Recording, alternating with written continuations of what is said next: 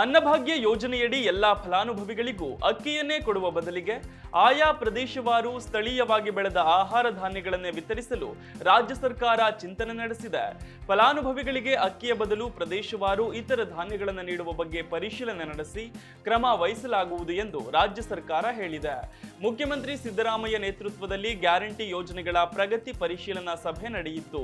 ಸಭೆಯಲ್ಲಿ ಮಾತನಾಡಿದ ಸಿಎಂ ಸಿದ್ದರಾಮಯ್ಯ, ಅನ್ನಭಾಗ್ಯ ಬದಲು ಸ್ಥಳೀಯವಾಗಿ ಬೆಳೆದ ಆಹಾರ ಧಾನ್ಯಗಳನ್ನು ಫಲಾನುಭವಿಗಳಿಗೆ ವಿತರಿಸುವ ಪ್ರಸ್ತಾವನೆಯನ್ನ ರಾಜ್ಯ ಸರ್ಕಾರ ಪರಿಗಣಿಸುತ್ತಿದೆ ಅಂತ ಹೇಳಿದ್ದಾರೆ.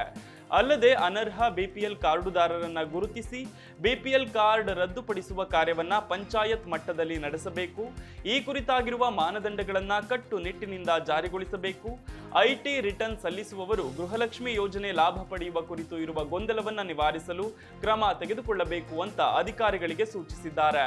ಅನ್ನಭಾಗ್ಯ ಅಕ್ಕಿ ಕಾಳಸಂತೆಯಲ್ಲಿ ಮಾರಾಟ ಮಾಡುವುದನ್ನು ತಡೆಗಟ್ಟಲು ಕಟ್ಟುನಿಟ್ಟಿನ ಕ್ರಮ ತೆಗೆದುಕೊಳ್ಳಬೇಕು.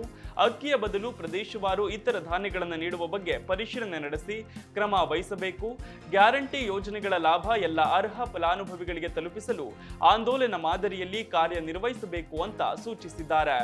ಇನ್ನು 5 ಗ್ಯಾರಂಟಿ ಯೋಜನೆಯಡಿ ಇದುವರೆಗೆ 97,813 ಕೋಟಿ ರೂಪಾಯಿ ಅನುದಾನವನ್ನ ವೆಚ್ಚ ಮಾಡಲಾಗಿದೆ ಅಂತ ಸಿಎಂ ಮಾಹಿತಿ ನೀಡಿದ್ದಾರೆ.